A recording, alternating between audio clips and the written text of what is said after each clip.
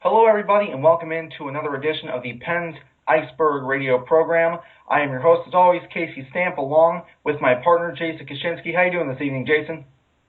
I'm doing great, Casey. You know, it's one streak ends, and hopefully another streak begins for the Pens tonight. And certainly the streak ended at 11 with a loss in Philadelphia over the weekend, but the Pens did not let that bother them as they win an offensive blowout tonight against the Winnipeg Jets, and certainly we are going to have all your game recap right here on the Pens Iceberg. Then we're going to talk a little bit about James Neal, a little bit about Brad Thiessen. Of course, James Neal had the hat trick tonight. Then we're going to have a guest on, the owner and operator of PittsburghJedi.com. Will be joining us in studio tonight to talk about Matt Cook's Masterton nomination and just the all-around level of play he's displayed this year. Finally, we're going to get to some game predictions as always, so we've got a really great show for you. Stay tuned right here on the Pens Iceberg. Welcome back. Tonight at the Consol Energy Center, the Pittsburgh Penguins faced off against the Winnipeg Jets, and coming into this game, the Penguins had won 10 straight home games against the Winnipeg Atlanta franchise, and this one was no exception, kind of exactly how it was earlier in the year with the 8-5 victory. It's always an offensive show when these two teams meet up for whatever reason, and tonight Brad Thiessen was in net for his third start in the NHL. Of course, it turned out to be 3-0 for him, so a fantastic start to the season and a fantastic start to his NHL career. Early in the game, it was Tyler Kennedy at just 2:04 of the first, making it a 1-0 lead for the Pittsburgh Penguins with an assist to Sidney Crosby, and he is racking up those points off of his return. No goals yet, but certainly dishing out assists like candy. Then, just a minute later, it was Jim Slater evening up the score, 1-1 with his 10th on the year. Later in the first, Evgeny Malkin would be called for a 4-minute high stick on kind of a fluky penalty that hit somebody else's stick. I believe it was Mark Stewart whose stick had hit the defenseman, the assistant captain for Winnipeg. Hit his stick, went up into his face. That was a 4-minute penalty, and on the power play, Brian Little of the Winnipeg Jets would go on to score his 20th of the season to make it a 2-1 Jets lead. Later in the period, it was James Neal scoring his 33rd of the year, and just what a fantastic player for the salary that he's now making. We'll talk a little bit more about James Neal later. Jason, how big has he been for this team this year, especially early on in the year in the absence of Sidney Crosby? And it seems like he's kind of making another one of those pushes where he could hit 40 in the next 10 games. Absolutely, and especially with the way I think the power play is starting to click. I mean, they might not show too much as far as the percentage climbing, but just the skill that's out there. But James Neal, as we said earlier this year, he's a perfect running mate for Evgeny Malkin, and they feed off each other very, very well. And in the absence of Crosby, Gino knows that he could lean on Neal rather than carry the team on his back and be forced to do it all by himself.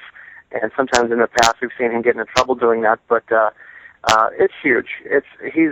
He's your prototypical power forward. He's big, he's strong, he's not afraid to be physical or go into the boards to get the puck and come out with it. But he's a great weapon to have on the rush, on the power play, and like we said before, he's probably the best winger the Pens have had in a 10-year stretch.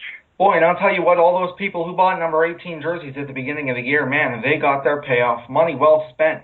In the second period, once again, it was James Neal lighting the lamp on his 34th, and Evgeny Malkin got his 49th assist. I believe that was point number 500, and I want to say 505. He is just such a fantastic player, by the way. And then Brian Little would once again tie the game at 3 assists to Andrew Ladd and Tobias Enstrom. Then it was number 48, Tyler Kennedy, once again scoring his second of the game, and he breaks a 17-game goalless streak with a 2-goal game. And that second one, that was all Sidney Crosby. He goes behind the net, kind of beats a defenseman, drops the puck, it goes behind the net, and then just, you could see all the Winnipeg defensemen puck watching, and he just makes a spectacular play from behind the net to Tyler Kennedy to put it in past the goaltender Andrej Pavelich. And then later in the second period, it was Evgeny Malkin on his 42nd of the year, and you got to know that Claude Giroux and Steven Stamkos, if they're sitting at home watching this game, of course, Claude Giroux was playing for the Flyers tonight. They lost 2-1 to the Florida Panthers. So, of course, the Pens with the win tonight widen their gap over the Flyers. Evgeny Malkin widens his gap over Steven Stamkos and Claude Giroux for the scoring lead. Then later in the second period would be Tim Stapleton with his 9th of the season, making it a 6-4 game. Then to complete the second period, James Neal completes the hat trick. He was just huge in this game, huge all year long. Partner, why do you think that when the Pittsburgh Penguins and the Winnipeg Jets meet, that it's always an offensive showdown like this? It's really hard to say, to put my finger on it. It's probably the last thing that really Winnipeg wanted to do coming into this game, and they're fighting for their playoff lives, and now they're going to be their next game is against the Capitals, who they're chasing for the division and even the 8th spot. You don't want to get into a shootout, a run and gun game with the Pittsburgh Penguins. It happened last month in an 8-5 Pens win, and that was without Crosby. Crosby back. He's seeing secondary pairings. Malkin and Neal are seeing the top pairing D-men, and with the emergence of Jordan Staal, they're Pascal Dupuis is scoring goals at a pretty good clip right now as well. They're getting some defensive attention, so Sid is in full-on playmaker mode, and what can't be called a third line. There's just too much firepower, and it happened last game, and I just think with the speed both teams have as well. I mean, it's Winnipeg's game. They like to push the puck. They have a lot of speed from their blue line as well, and they can usually do it, but they just don't have enough depth to keep it up with Pittsburgh. And sometimes these games just play out that way, and I think both coaches are probably going to delete the film of this game just like they did last month, and pick up and start anew tomorrow. Well, certainly not a lot of defense in this game, and maybe Thiessen didn't have his best start, but at the same time, you knew if history was any indication that the Pens were going to score a ton of goals and get the win for him anyway, and it's good to see him go 3-0. He's really been really good for the Pens. Starting off his NHL career here in the third period, it was Evgeny Malkin, his 43rd of the year, his second of the game, and then the final goal of the game was Pascal Dupuis, a career-high 21 goals this season. Man, his duper's just been great, and you always kind of figured that if he got that accuracy to his shot, because he's always had a fantastic release, that he could really score a lot more than he has been. Jason, let's just get your comments on Pascal Dupuis in the season that he's had. Well, I tell you what, if he had a set of hands that could finish close in, he'd be getting James Neal money from somebody, because he really is a complete player. And that's probably why I think he fits on this team so well. He's a great penalty killer. He can play either wing position. We've even seen him line up at center at times. He can play, your bottom pairings. He's played with Sid before, and he's fitting in great right now with Jordan Staal.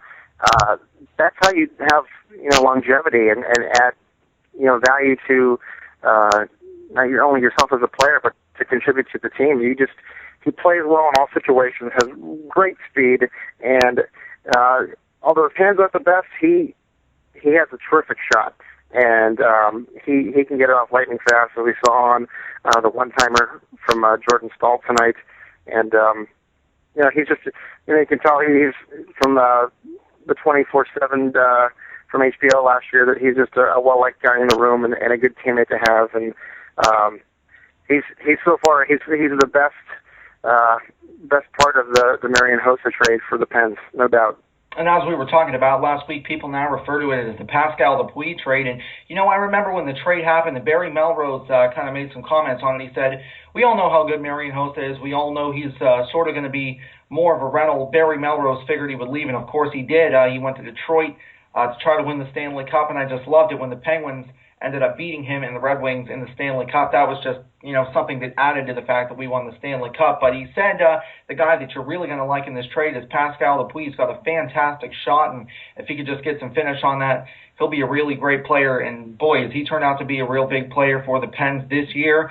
Evgeny Malkin surpasses 90 points in this game. He now sits at 93. James Neal surpasses 70. He sits at 72, and Evgeny Malkin is our Pens Iceberg player of the game. Thiessen goes 3-0. We're going to talk a little bit more about him coming up.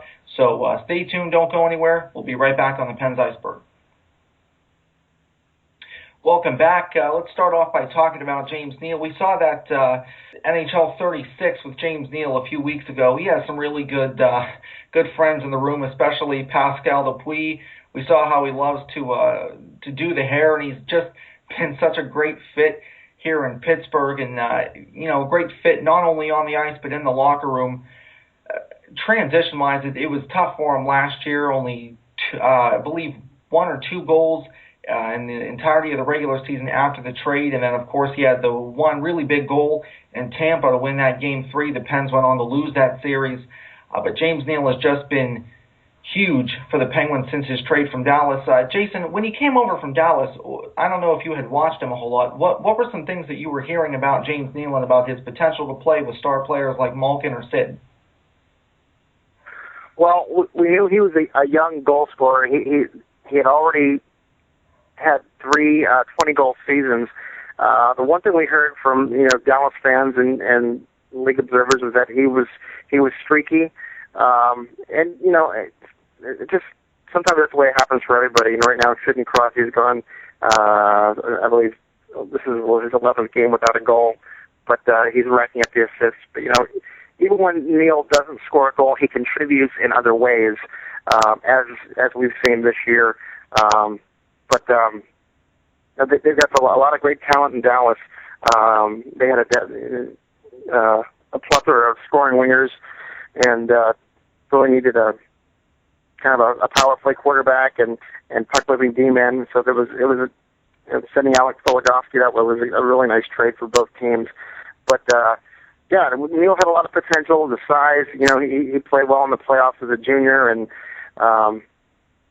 he was known for getting off to really fast starts. If you look at his first months of the last 3 or 4 seasons, he's got 8 or 9 goals, and kind of cooled off a little bit after that as far as the pace goes. But he hasn't done that this year, and he's everything the Pens could have asked for and more. And I think Ray Shero just made a perfect trade. I mean, he knew what he was doing.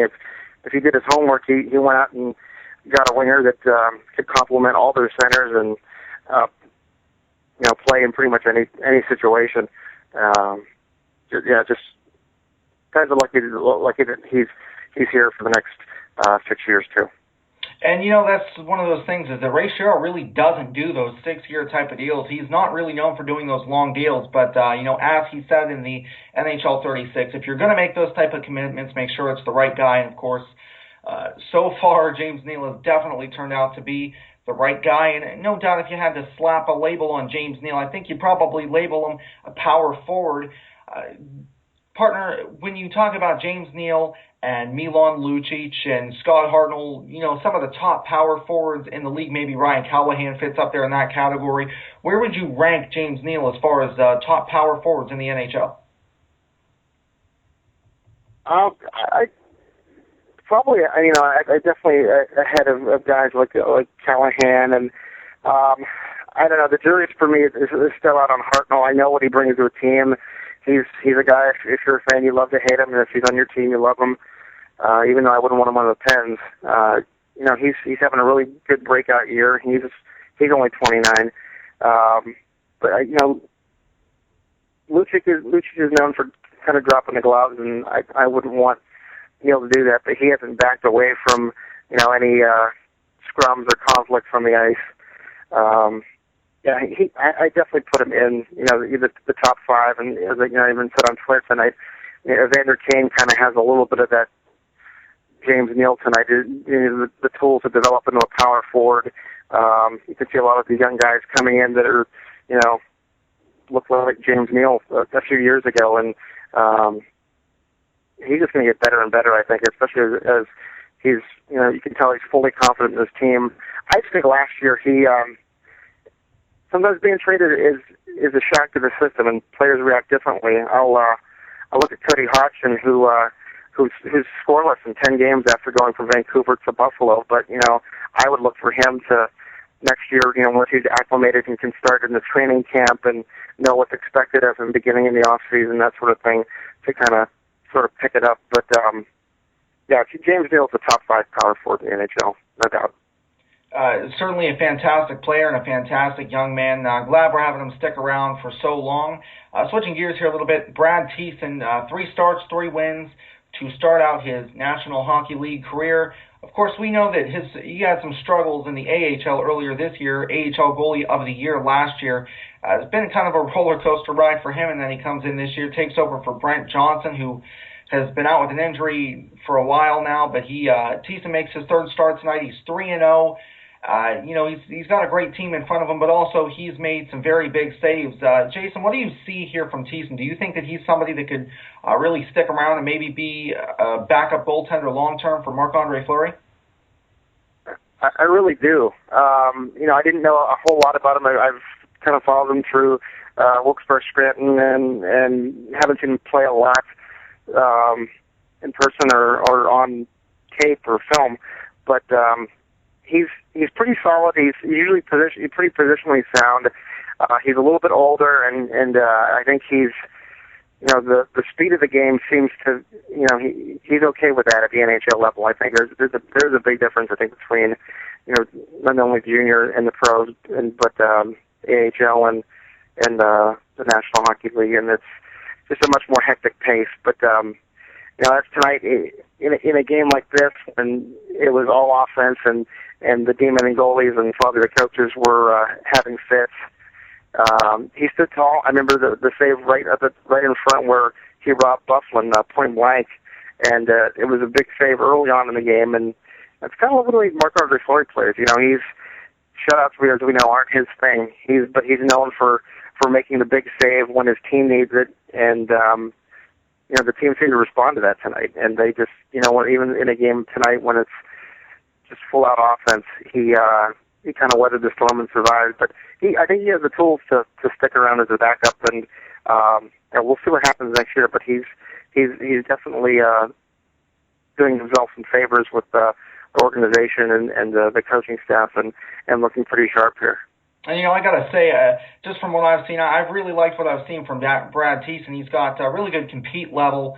Really holds well in pressure situations, and as you commented on a moment ago, maybe shutouts aren't his thing, but he makes the big saves, and I guess that's what's important at the end of the day.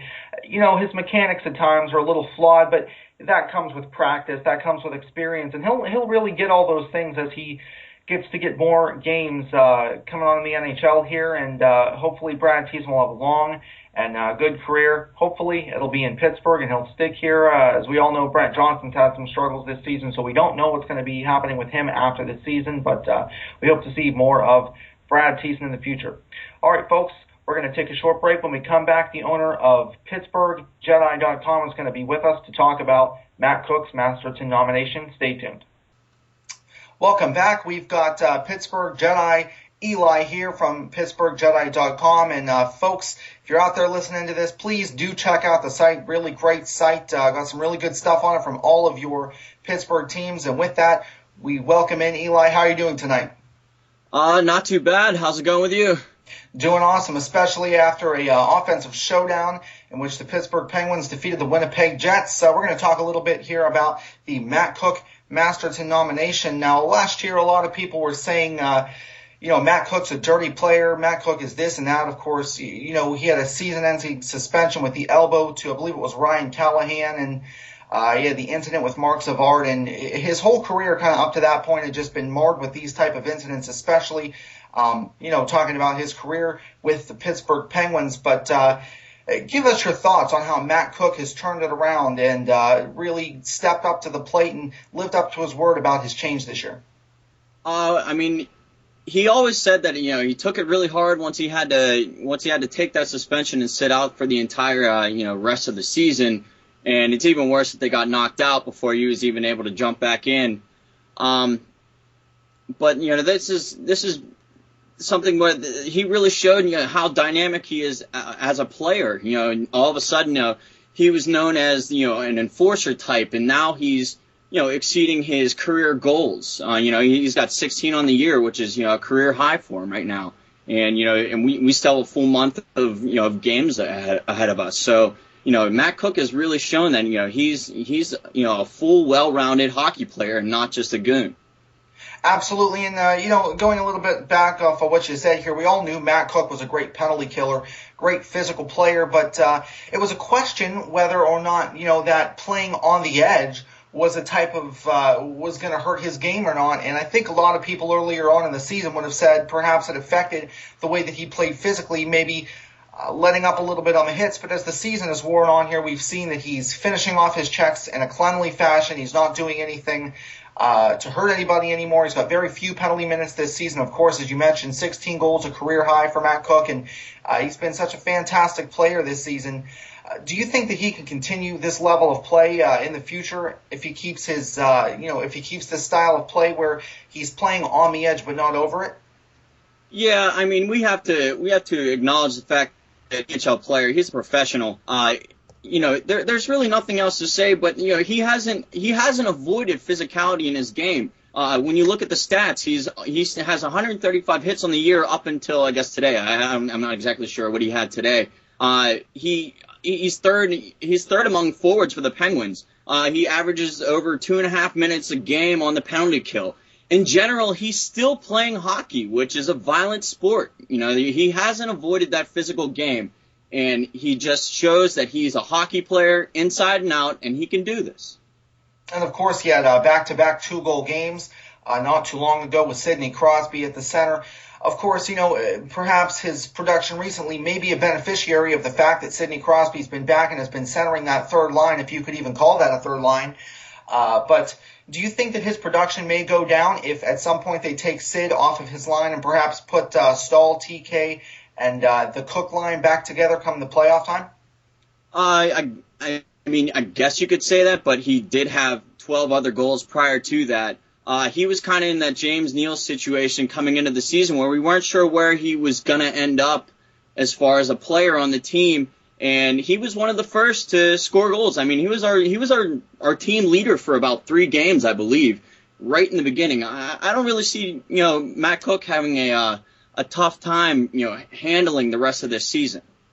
Absolutely. And, he plays so well defensively, and he loves to chip in offensively when he can. And it's great to see how the fans of the National Hockey League, and I really didn't think this was going to happen coming into the season, but it's been fantastic to see how the fans of the NHL, certainly of the Pittsburgh Penguins, but, all around, have really kind of embraced him. And I don't want to say fully forgave. Of course, there are still some fan bases still upset at him, perhaps the Bruins fan base, for his hit on Mark Savard, of course.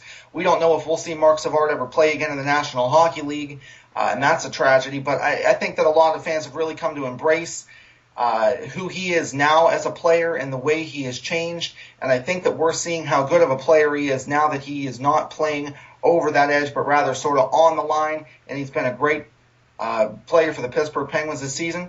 Thank you, Pittsburgh Jedi Eli, for joining us so much tonight and talking about Matt Cook and giving us your thoughts. Hey, thank you for having me on. It was great. Absolutely. All right, folks, we're going to take a short break. When we get back, we're going to have some game predictions for you. Stay tuned. Welcome back. We've got some game predictions for you here. Thursday night, the Nashville Predators, and a very good possibility that Alexander Radulov will make his return to the Nashville lineup after being in Russia. And he will be back most likely against the Pens. Jason, what do you think we'll see from Radulov, and what do you think we'll see from the Predators? Well, the Predators are looking pretty happy right now, and I'm sure they've missed this kind of element from their team since Radulov left to go to the KHL in the first place. He's going to be using the power play. He's a skillful winger. Big, strong, maybe not as dynamic as a James Neal yet, but certainly, they could pair him with a Russian line of the Kostitsins, or he'll be using the power play. I know he's still probably got a lot of friends in the room with Shea Weber and Ryan Suter, but you're going to see a game that's completely different from tonight, and you're not going to see an 8-5 game or 8-4. I see it being a 1-goal game, and you're going to see the goaltenders Pekka and Marc-Andre Fleury are tied with 39 wins atop the NHL goalie leaders. So I see it being more of a defensive contest, and I see the Pens eking out at home. I don't know if Radulov's going to fit in perfectly right away. There's going to be some bumps a little bit for them, but they have 10 games to get him involved in the offense.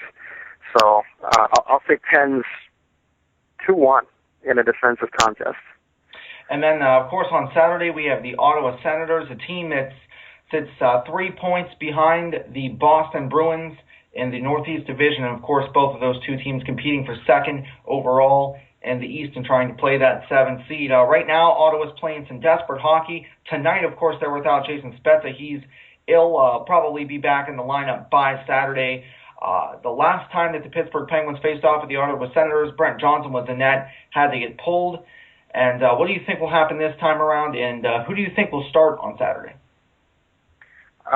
That's a good question, and I think my gut is it's going to be Thiessen again because Marc-Andre Fleury just played 3 games in 4 nights. He's going to play a tough game against Nashville on Thursday. With the Pens basically playing every other day here in March, he's going to need some rest to be fresh for the playoffs. And why not have Brad Thiessen in there? He's earned it, and he's made the most of his 3 chances so far, and he's earned more. So probably coach. They also play on Sunday, back-to-back games. So obviously, I think Thiessen will get one of those starts, and test him out on the road, see how he does in maybe a little more hostile environment. And I kind of see look at the battle of the D-men here. Erik Karlsson's atop the point leaders for D-men, and Chris Letang we know would be up there too had he not had concussion issues this season. But I see it as a game where Letang will try to shine and make a difference against the Ottawa forward. So I'll take the Pens on the road. We'll say 4-2. Well, if all goes as planned, the Pittsburgh Penguins will be on a 3-game win streak come Saturday night, come the end of Saturday night, and hopefully we'll be catching the Rangers fairly soon atop the Eastern Conference. All right, folks, that's going to be the end of our show tonight. From all of us here at the Pens Iceberg, thank you for tuning in. Jason, a pleasure as always. Thanks so much for being here. Hey, thanks for having me. Playoffs are almost upon us.